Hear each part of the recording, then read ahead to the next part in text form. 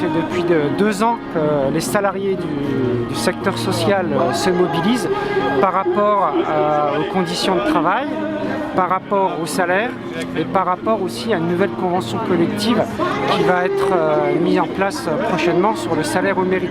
Alors nous, ce qu'on dénonce, la prime Ségur qui n'a pas été attribuée à tous les salariés. Donc la prime Ségur, c'est 183 €.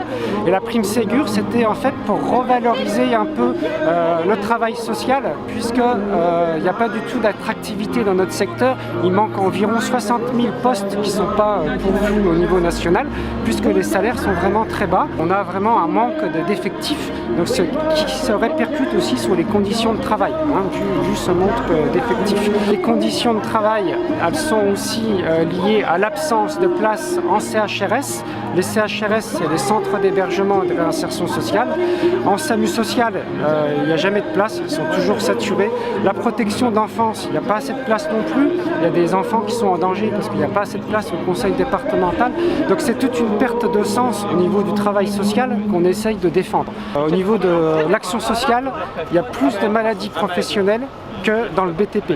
Parce qu'il y a beaucoup de gens qui craquent, parce qu'on fait un métier avec une charge mentale importante, et quand on n'arrive pas à apporter des réponses aux personnes qu'on accompagne, et ben forcément ça crée des problèmes sur le sens de notre travail. Là c'est surtout la difficulté en fait qu'on appelle la pénurie de professionnels, où en fait on se rend compte que quand on recherche des candidats, déjà il y a très peu de candidatures.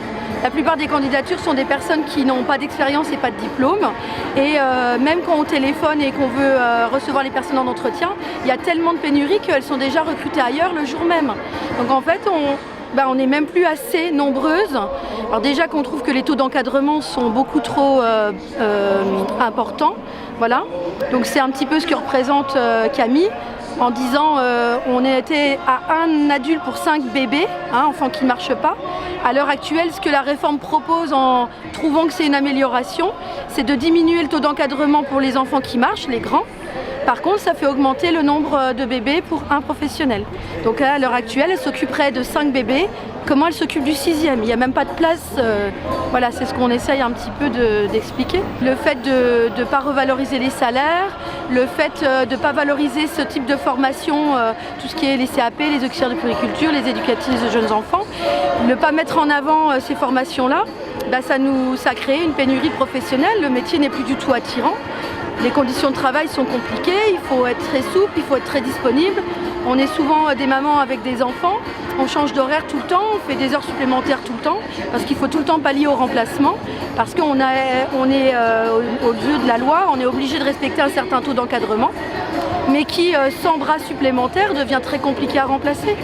On fait des journées de 10 heures, plusieurs fois dans la semaine, dès qu'on a une personne absente.